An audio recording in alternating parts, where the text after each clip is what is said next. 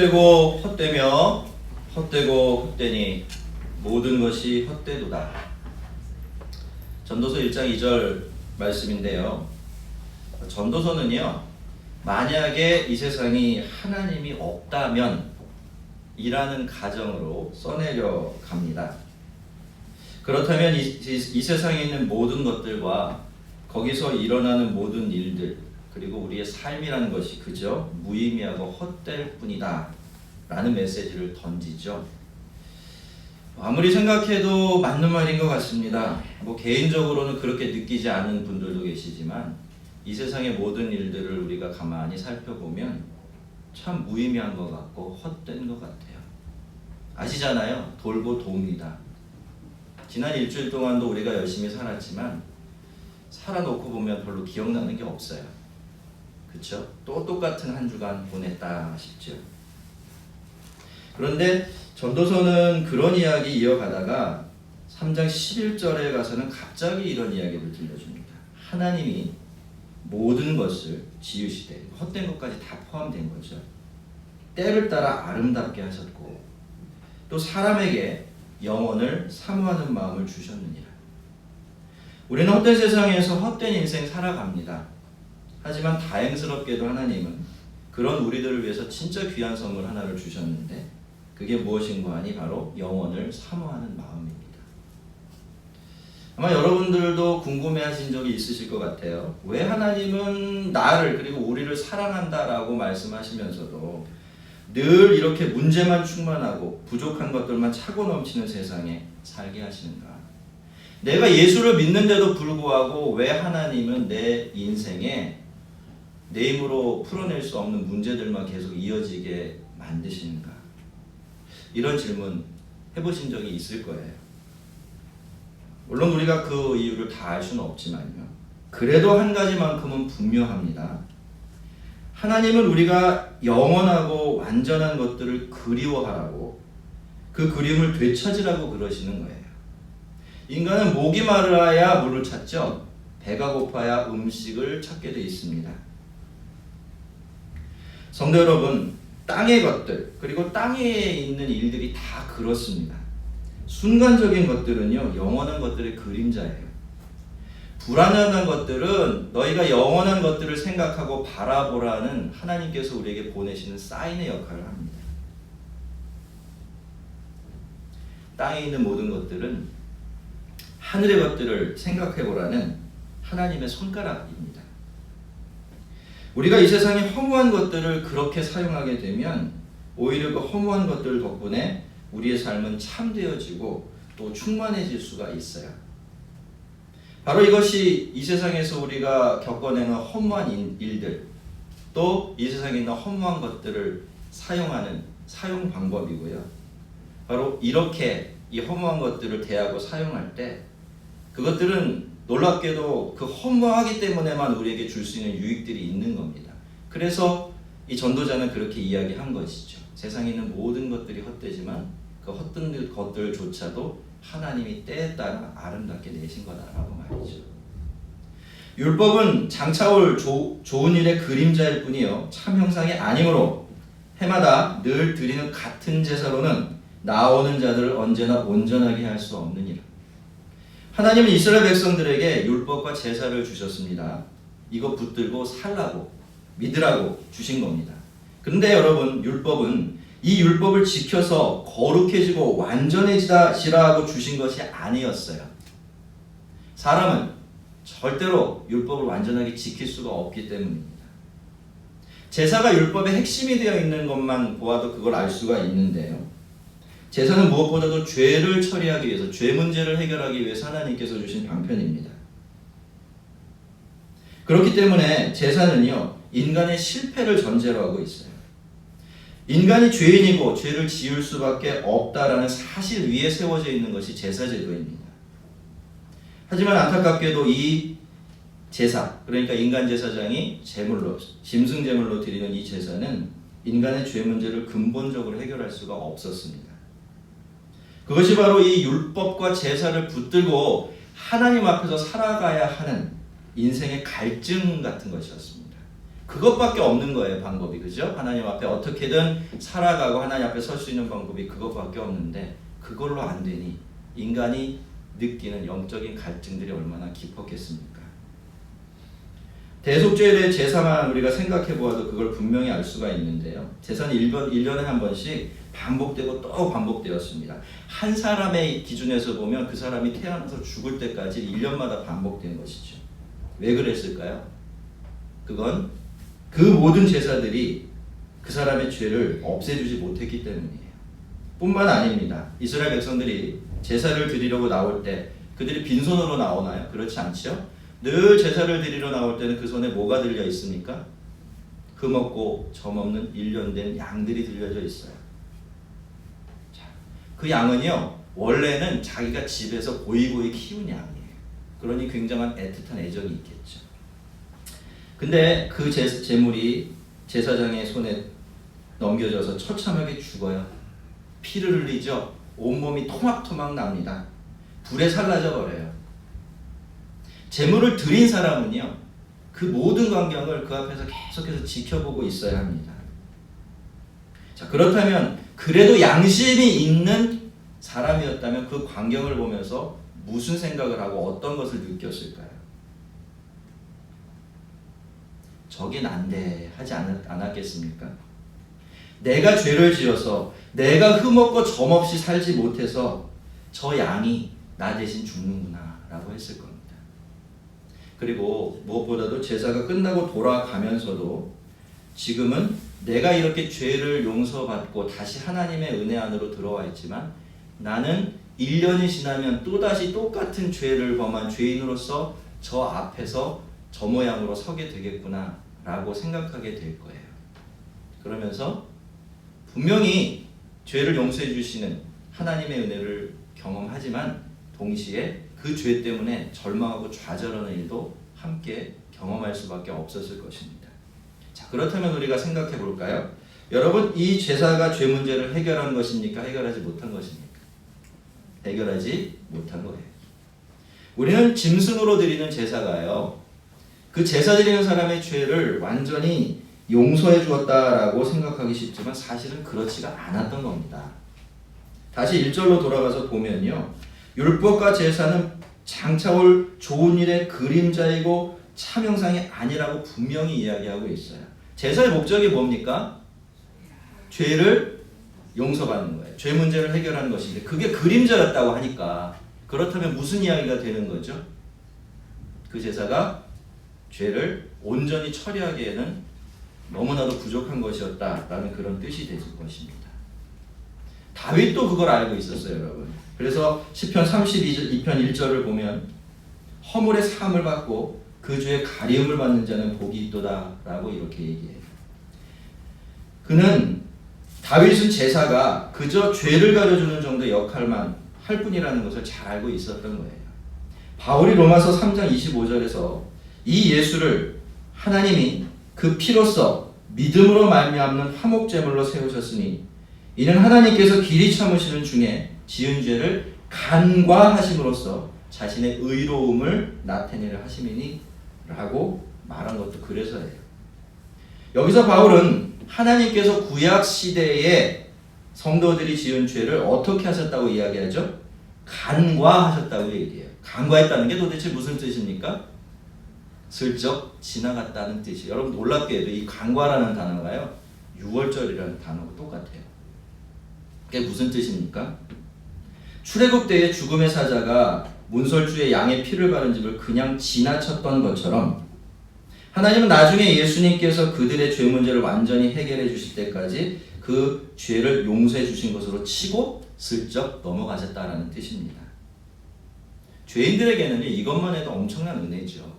그 은혜 덕분에 또 한 해를 하나님의 은혜로 백성으로 살아갈 수 있게 되기 때문에 그 은혜만 해도 다 표현할 수 없을 만큼 엄청난 은혜이지만 그럼에도 불구하고 무엇이 한계입니까? 그런 제사로는 죄의 문제가 해결될 수 없었다라는 것입니다. 여러분, 율법은 죄를 짓지 않게 해줄 수가 없습니다. 무엇이 죄인지는 알려주지만 그 이상은 절대로 하지 못해요. 바울의 말처럼 오히려 죄를 더욱더 죄되게 하는 그것이 바로 율법이 가지고 있는 중요한 역할 중에 하나였던 것이죠. 그래서 여러분, 율법을 가지고는 거룩해질 수가 없습니다. 의로워질 수도 없고요. 그러니까 율법을 그런 식으로 사용하려고 하면 절대로 안 되는 것입니다. 스스로 덫에 걸리고 말아요. 자, 그것은 제사도 마찬가지죠. 제사는 죄 문제를 완전히 해결하기 위해서 하나님께서 주신 제도가 아닙니다. 제사를 드리는 것은 마치 문설주에 양의 피를 슬쩍 발라놓는 것과 마찬가지예요. 죄는 여전히 완전히 용서되지 않은 채로 그대로 남아 있습니다. 하지만 죽음의 사자는 슬쩍 넘어가게 되죠. 죽어야지만 지금은 살려주는 것입니다.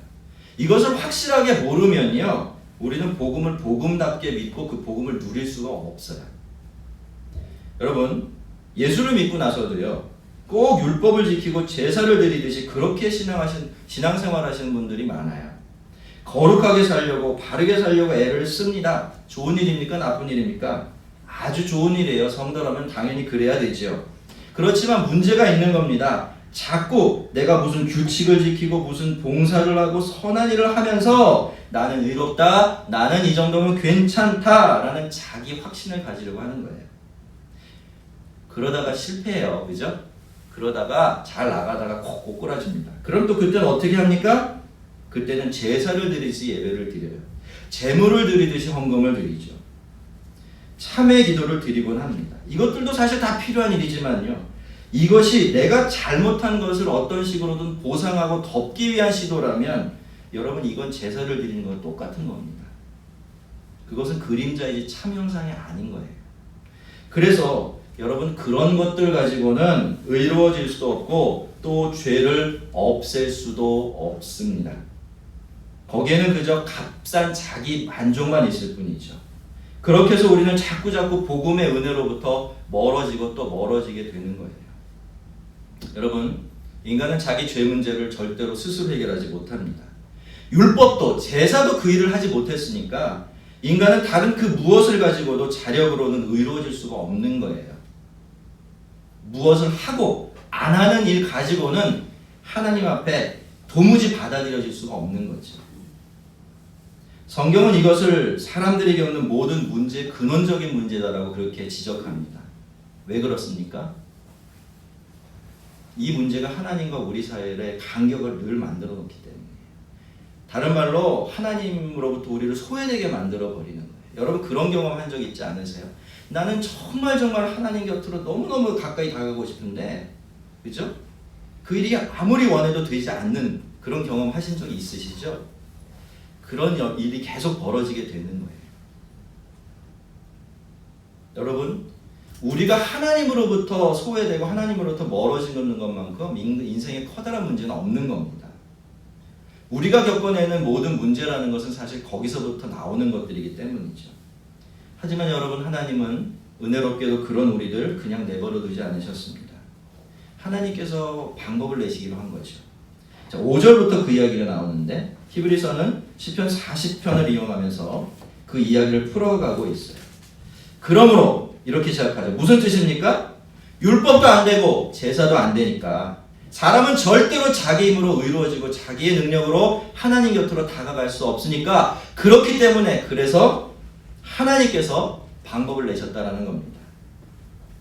성도 여러분, 바로 여기가 복음의 출발점이에요.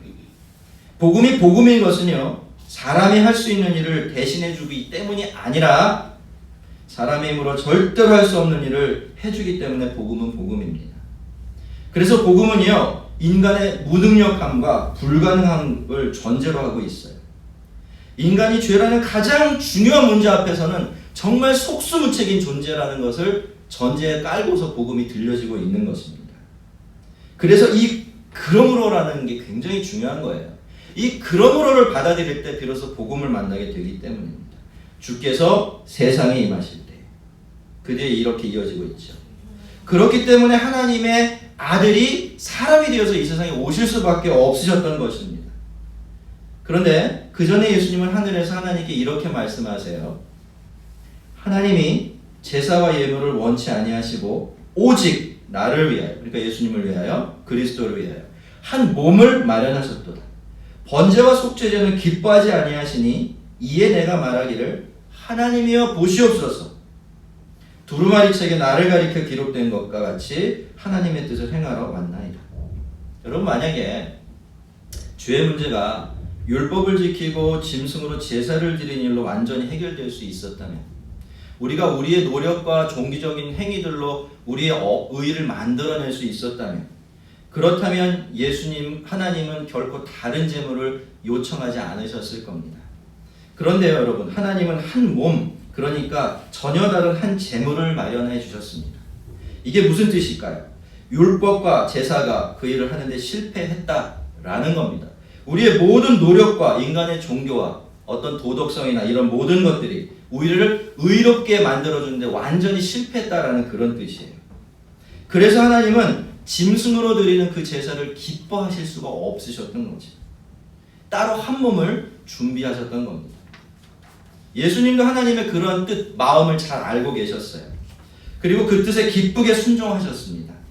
그렇게 하나님의 아들은 한 몸을 가진 사람이 되어서 이 세상에 오셨고, 그 한 몸을 우리의 죄를 위한 제물로 대신 내어주셨던 것입니다. 그래서 어떻게 됐죠? 10절이 그 결과인데요. 우리 함께 한번 읽어보겠습니다. 찾으셨죠? 읽습니다. 이 뜻을 따라 예수 그리스도의 몸을 단번에 들이심으로 말미암아 우리가 거룩함을 얻었노라. 몸을 입고 이 세상에 오신 성자 하나님은 그 몸을 우리의 죄를 위한 제물로 내어주셨습니다. 그러면 하나님은 이 제물을 받으셨을까요? 이 제사는 성공한 제사입니까? 그렇죠. 뭘 보면 알 수 있죠? 우리가 거룩함을 얻게 된 걸 보면 알 수가 있습니다. 성도 여러분, 성경은 우리를 뭐라 부릅니까? 우리의 이름이 뭐죠? 대표적인 이름, 성도입니다. 거룩한 사람들, 거룩한 무리들이라는 뜻이에요. 그런데 어떻습니까, 여러분? 아무리 생각하고 또 생각해 보아도요, 우리는 우리가 스스로를 거룩하다고 할 만큼 그렇게 거룩하지 않아요. 그렇죠? 그런데도 이상하게 성경은 우리를 향해서 거룩한 사람들이라고 부르는 겁니다. 여러분, 우리는 알아야 돼요. 그것은 우리의 거룩함을 보고서 성경이 그렇게 하는 게 아니에요. 이미 예수님께서 우리를 위해서 행하시고 이루신 일들 때문에 성경은, 그리고 하나님은 우리를 향해서 성도라고, 거룩한 사람들이라고 부르는 것입니다. 여러분, 예수님께서 하나님의 어린 양이 되어주셔서 그 귀한 생명 우리를 위해 내어주셨습니다. 그리고 예수님은 우리를 위한 대제사장이 되셔서 그 어린 양의 피를 들고 하늘 지성소로 들어가셨죠. 그렇게 해서 우리의 죄값은 완전하게 치러졌고 우리의 죄 문제는 완전하게 해결이 되었습니다. 그래서 그것 때문에 성경은 우리를 향해서 성도라고, 너희는 거룩한 사람이라고 그렇게 부르는 것입니다. 성도 여러분, 우리는 성도들입니까? 우리는 하나님 앞에서 거룩한 사람들인가요? 다시 묻습니다. 우리는 성도들입니까? 우리는 하나님 앞에서 거룩한 사람들인가요? 그렇죠, 여러분. 우리가 예수님께서 우리의 죄 때문에 물과 피를 다 쏟으시고 십자가 위에서 자기 생명을 제물로 내어주셨다는 것을 정말로 믿는다면, 그 믿음 위에 우리의 삶을 세우고 우리의 신앙을 세워가고 있다면 누가 뭐래도 우리는 거룩함을 얻은 거룩한 사람들입니다. 여러분, 우리가 거룩한 자라는 것은요, 우리의 목표가 아니라 예수 안에서 이미 우리가 얻은 출발점이에요. 우리는 이 출발점을 우리 힘으로 도무지 도달할 수 없었던 이 출발점에 공짜로 거저 도착하게 된 것입니다. 이제 12절로 가보겠습니다. 오직 그리스도는 죄를 위하여 한 영원한 제사를 드리고 하나님 우편에 앉으사. 여러분, 인간 제사장들이 매일 서서 제사를 드렸습니다. 왜 그랬을까요? 그들이 짐승의 피로 드리는 제사로는 죄를 없앨 수가 없었기 때문이에요. 하지만 예수님은 딱 한 번 제사를 드리시고 나서는 어디 앉으셨죠? 하나님 우편에 앉으셨어요. 왜 그러셨습니까? 왜 예수님은 앉으셨습니까? 그 한 번의 제사로 완전하고 충분했기 때문이에요. 십자가 제단 위에서 드리신 예수 그리스도의 그 제사가 우리의 모든 죄를 완전히 그리고 영원히 해결하였고, 그래서 우리가 해결해야 될 그 어떤 사소한 죄의 문제도 이제는 남아있지 않게 되었기 때문이에요. 계속해서 그렇게 말씀을 드리고 있지만요, 성경은요, 우리의 죄 문제는 예수 안에서 이미 다 끝났다, 끝난 문제다, 이렇게 선언하고 있습니다. 어떻게 하고 있다고요? 우리의 모든 죄 문제는 이미 예수 안에서 끝났다, 이렇게 선언을 하고 있어요. 자, 근데 여러분, 그런 걸 그냥 받아들이기엔 문제가 좀 있지요. 우리는 우리 자신을 보게 됩니다. 그런 말씀을 대하면서. 이게 우리가 경험하고 사는 삶과 너무나 달라요. 여전히 우리는 죄와 싸우고 있죠? 다 이깁니까? 그렇지 못해요. 대부분 집니다. 넘어지고 쓰러지고. 그 죄를 붙들고 상한 마음으로 계속해서 하나님을 찾아오고 있어요. 그래서 우리 입장에서 보면 이 죄 문제가 도무지 다 끝난 것 같지가 않게 느껴지는 거죠. 성경은 끝났다고 얘기하는데 우리는 끝나지 않은 것 같아요. 자, 이 차이를, 이 간격을 어떻게 해결할 수 있을까요? 그 답이요, 13절에 나와 있습니다. 한번 제가 읽어드릴게요. 그 후에, 그쵸, 앉은 후에 그 말씀입니다. 자기 원수들을 자기 발등상이 되게 할 때까지 어떻게? 기다리시나니 라고 있습니다. 여러분, 이게 답이에요. 아직은요, 전쟁이 완전히 끝난 게 아닙니다. 예수님께서 이미 보좌에 앉으셨지만 아직은 사탄의 잔당들이 세상에서 활개를 치고 있어요. 죄의 문제가 다 해결되었는데도 불구하고 우리에게 계속해서 죄의 유혹이 있고, 때로는 우리가 그 죄의 유혹을 이기지 못하고 넘어지고 쓰러지며 그렇게 되는 것이 바로 이 싸움이 아직도 끝나지 않고 계속되고 있기 때문이에요. 하지만 여러분, 두려워할 것도 없고요, 걱정할 것도 없습니다. 승리는 이미 결정되어 있습니다. 누가 이길까요? 주께서 이기십니다. 결국 승리하실 겁니다. 그리고 이 결과는 그 누구도 절대로 바꿀 수 없는 결과로 이미 결정되어져 있습니다. 우리는요, 그저 예수님께서 모든 원수들을 발 아래 두실 때까지 그 싸움 계속 하기만 하면 되는 거예요. 여러분, 100번 싸워서요, 한 번만 이겨도 괜찮아요. 무엇만 하지 않으면, 완전히 포기하지만 않으면, 그 싸움에 완전히 무관심해지지만 않으면 괜찮습니다. 100번 싸워 한 번 이겨도 괜찮고요, 심지어는 1000번 싸워 한 번도 이기지 못해도 괜찮아요. 중요한 것은 내가 그 죄에 저항하고 있느냐, 대항하고 있느냐, 싸우고 있느냐, 죄가 죄인 줄 깨닫고 있느냐, 죄 짓을 때 죄 지은 줄 알고 있느냐, 그 사실이 중요한 거죠. 그렇게 살아내면 우리 주님이 이기실 때 우리도 함께 이길 겁니다. 그가 거룩하게 된 자들을 한 번의 제사로 온전하게 하셨느니라. 성도 여러분, 요즘에 팩트체크 얘기 많이 하죠. 여러분, 이게 우리에 대한 성경의 팩트입니다. 그가 거룩하게 된 자들을 한 번의 제사로 온전하게 하셨느니라. 예수 믿는 사람들은, 예수의 피에 의지하는 사람들은 모두가 다 거룩한 사람들입니다. 한 번의 제사로 온전하게 된 사람들이에요. 하나님 앞에 나아가는데 아무런 문제가 없는 사람들이고요, 이미 하나님께서 온전히 받아주신 그런 사람들입니다. 여러분, 사실 죄에 대한 고민이 있고 싸움이 있는 것은요, 우리가 이미 그런 사람들이 되었다라는 증거예요. 거듭나지 않았을 때는요, 죄인지 아닌지 그런 거 신경 쓰지 않고 살아요. 양심의 가책은 신경 쓸지 몰라도 이게 하나님 앞에 죄 짓는 일이지, 이래서는 안 되지라는 생각을 안 해요. 왜 싸움이 있습니까? 왜 고민이 있죠? 우리가 구원받지 않았기 때문이 아니라, 우리의 죄 문제가 해결되어 있지 않기 때문이 아니라, 우리가 이미 하나님 안에서 그런 사람이, 거룩하고 온전한 사람이 되었기 때문이에요. 앞으로도 여러분, 우리의 고민과 싸움은 계속될 겁니다. 아, 내가 예수를 믿고 있는데 왜 나는 계속 죄와 싸우고 있지? 왜 싸워서 이렇게 자주 넘어지고 쓰러지지? 그럴 때마다 그렇게 생각하세요. 아, 그래서 내가 거룩해졌구나. 아, 그래서 내가 참 구원받은 사람이구나. 내가 하나님께 온전해진 사람이구나 라고 말이죠. 괜히 그런 고민과 그런 어려움이 여러분을 의혹과 불안함에 빠지도록 내버려 두지 마십시오. 자, 율법과 제사를 매개로 하는 옛 언약은 우리의 죄 문제를 해결해 줄 수가 없었습니다. 반복하는 거예요. 여러분, 명심하셔야 됩니다. 그렇지만 이제 우리는 우리 구주 예수 그리스도의 피로 맺은 새 언약 아래에 있어요. 이게 무슨 뜻입니까? 예전과 우리는 다르다는 거예요.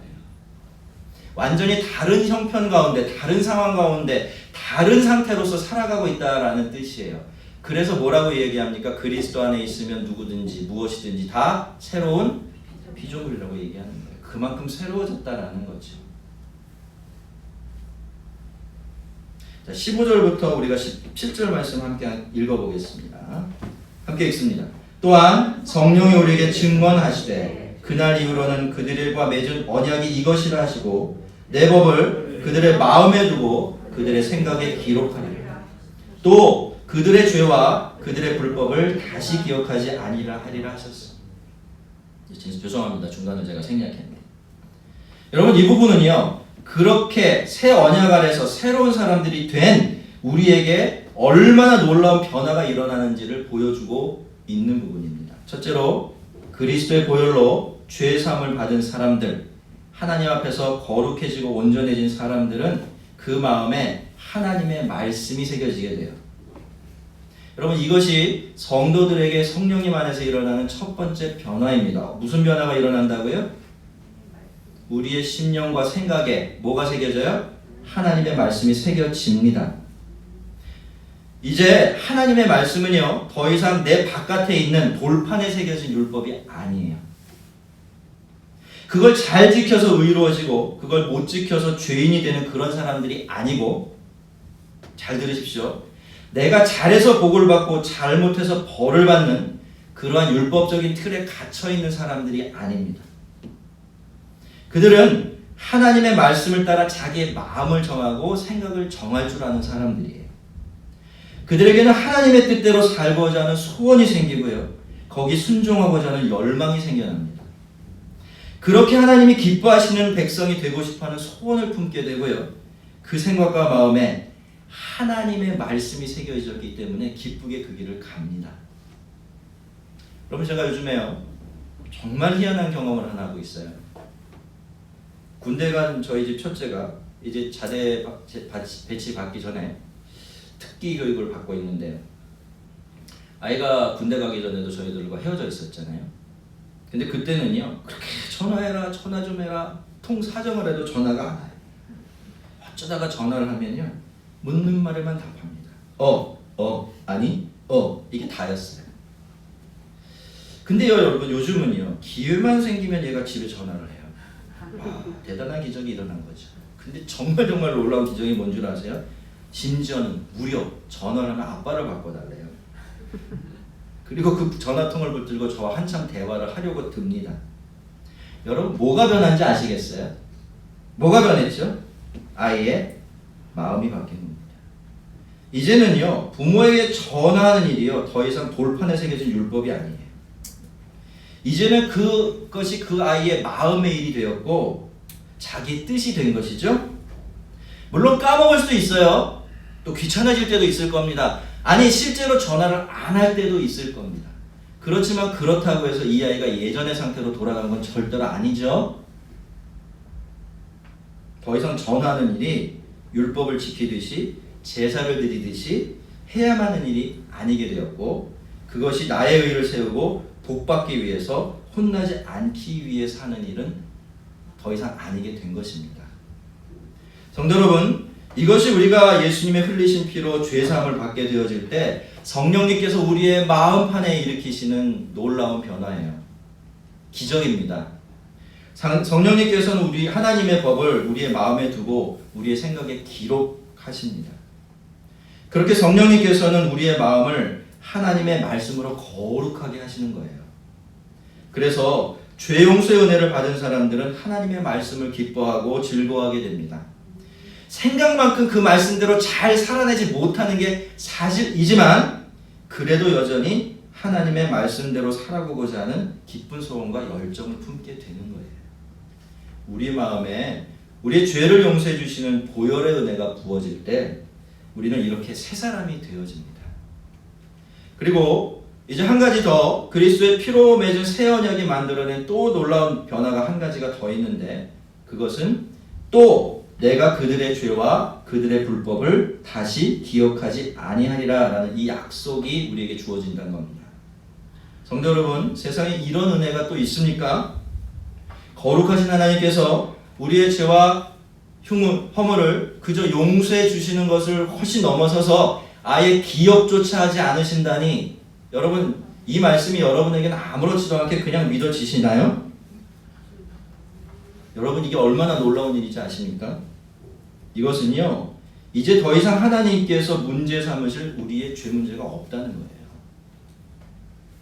충격적인 얘기예요. 그죠? 그 거룩하신 분이 이와 같은 죄 있는 우리를 바라보면서도 더 이상 죄를 문제 삼을 수가 없게 되었다는 얘기예요. 그러시겠다라는 의지의 표명이기도 하죠. 이게요, 과거의 죄만 그런 게 아니에요. 지금 짓고 있는 죄만 그런 게 아니에요. 앞으로 지을 미래의 죄도 다 그런 겁니다. 저는 예수님께서 우리가 미래에 지을 죄값까지 다 지불해 놓으셨다, 이 얘기를 들을 때 사실 마음 100%를 다 믿지 못했었어요. 왜냐면 아무리 생각해도 이거 너무하다, 도대체 이게 가능이나 하겠냐, 이런 생각이 자꾸 들어왔기 때문이에요. 근데 이제는요, 그게 얼마나 큰 은혜인지, 내가 그런 은혜 아래서 살아가고 있다는 것이 얼마나 큰 복인지를 압니다. 이것들을 사하셨은즉 다시 죄를 위하여 제사 드릴 것이 없느니라. 할렐루야. 여러분, 만약에 예수님께서 우리의 죄 문제를 완전하고 영원하게 해결하지 않으셨다면, 그래서 미래에 지을 죄까지도 다 용서해 놓으신 것이 아니라면 이 말씀을 성경에 기록될 수 없었어요. 그렇다고 한다면 이 말은 거짓말이겠죠. 그렇다면 예수님께서도 죽고 쫓고 죽고 죽고 또 죽고 또 죽으셔야 됩니다. 그렇다면 예수님의 죽음조차도 우리의 죄 문제에 대한 완전 무결한 해결책이 될 수는 없겠죠. 그러면 우리가 예수 믿을 필요도 전혀 없는 겁니다. 그러니 이 선언이 얼마나 놀랍고 은혜롭고 중요한 선언입니까? 이것들을 사하셨은즉 다시 죄를 위하여 드릴 제사가 없느니라. 성도 여러분, 제사는 완전히 끝났습니다. 이제 더 이상 우리는 제사를 드릴 일이 없어요. 이게 무슨 뜻입니까? 그만큼 마음껏 하나님 앞으로 다가갈 길이 열렸다라는 뜻도 되지만, 이제는 더 이상 나 스스로 의로워지고 나 스스로 더 괜찮아지기 위해서 무슨 일을 하고 무슨 일을 하지 않고 해야 하는 율법의 시대가 완전히 끝이 나버렸다라는 겁니다. 이걸 모르면요, 우리의 신앙은 절대로 복음으로 건너갈 수가 없어요.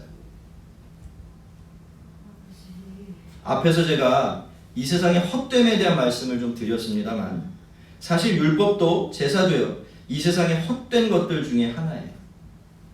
평생을 다 지켜도 다 지킬 수 없는 게 율법이죠.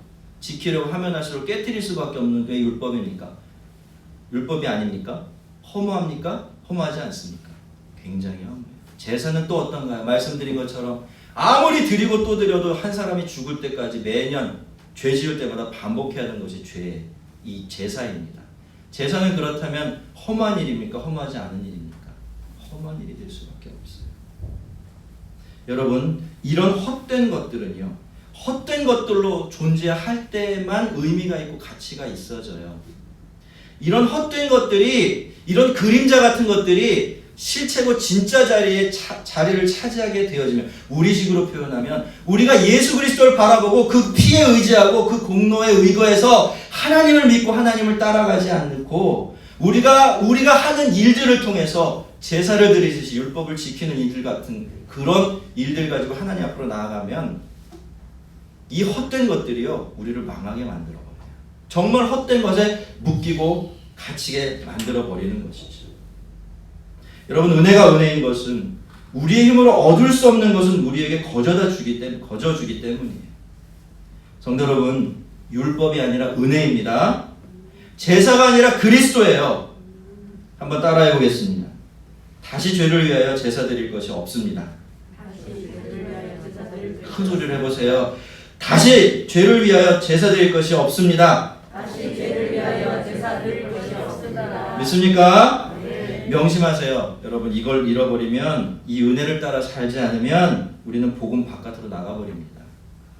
다시 자기 의의 세상으로, 하나님 앞에서조차 자기 능력을 자신의 힘으로 증명해 보여야 하는 그 거친 은혜 없는 광야로 나가버리게 돼요. 또 그런 삶 사시겠습니까? 여러분 저를 좀 보세요. 우리는요 다 율법적인 틀을 갖고 있어요. 그렇죠? 기도 몇 번 하면 대단한 줄 알아요. 기도 몇 번 안 하면 망한 줄 알아요. 이거 넘어가야 한다라는 겁니다. 그렇다고 기도 안 해도 된다는 말씀 드리는 게 아니에요.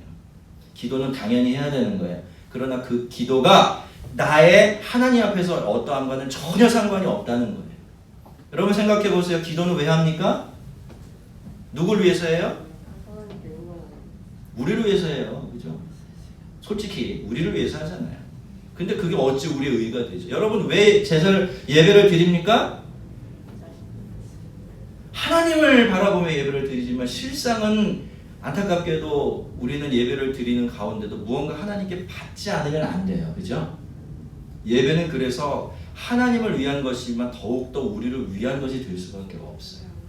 그러니 여러분 예배가 이렇고 기도가 이렇다면 우리가 신앙의 이름으로 하는 모든 일들이 우리 앞에 우리의 의가 될 수 없다는 건 너무나 당연한 일이고, 만약에 그런 틀에 갇혀서 신앙생활을 하게 되면 이 값싼 자기 만족과 자기 의는 얻을 수가 있어요. 그렇지만 복음의 은혜, 그 복음에 자유케 하시고 풍성해 하시는 능력을 잃어버리게 되는 겁니다. 여러분 죄의 문제는 이미 다 해결되었습니다. 주님은 이미 우리를 의롭다 하셨어요. 거룩하게 하시고 온전케 만들어 주셨습니다. 이제 우리가 사는 것은 우리의 죄까지 기억조차 하지 않으시는 하나님의 은혜에 힘입어서 성령님께서 우리의 마음에 새겨주신 하나님의 말씀을 따라 살아가는 겁니다. 우리는 그저 이 일에만 집중하면 돼요. 자기 의에는 절대로 신경 쓸 필요가 없고 신경을 써서도 안 됩니다. 내 옳음, 나의 바름 아닙니다. 아무것도 아니에요. 헛된 겁니다. 부족할 뿐이에요. 그건 율법이고 그건 제사예요. 복음은 그렇게 말하지 않습니다. 복음은 너는 안 된다고 말해요. 너로는 부족하다고 말해요. 그래서 길을 열어주는 게 복음이죠. 그래서 복음 앞에서 우리는 노라는 소리를 듣기 전에 복음이 예스라고 하는 소리를 절대로 들을 수가 없는 겁니다. 여러분 우리는 어떻게 살아야 합니까? 우리의 죄까지도 기억조차 하지 않으시는 그 하나님의 은혜에 의지해서 우리의 마음에 심겨진 하나님의 말씀을 따라 묵묵히 한 걸음 한 걸음 순종하면서 살아가면 됩니다. 성공, 실패 그렇게 중요하지 않아요. 그저 살아가는 거예요. 그 살아가는 삶이 우리에게 맡겨져 있는 것입니다. 언제나 그리스도께서 우리를 위해서 이미 해놓으신 일들에만 의지해서 살고 또 믿으시기를 바랍니다. 그 안에서 은혜와 자유를 꼭 붙드십시오. 우리 모두가 그리스도의 피로 맺은 새 언약 안에서 새롭게 지음받은 새 사람답게 죄와 율법에서 해방된 이 엄청난 자유를 누리는 복된 성도들 되기를 주의 이름으로 축원합니다. 우리 같이 한번 기도하겠습니다.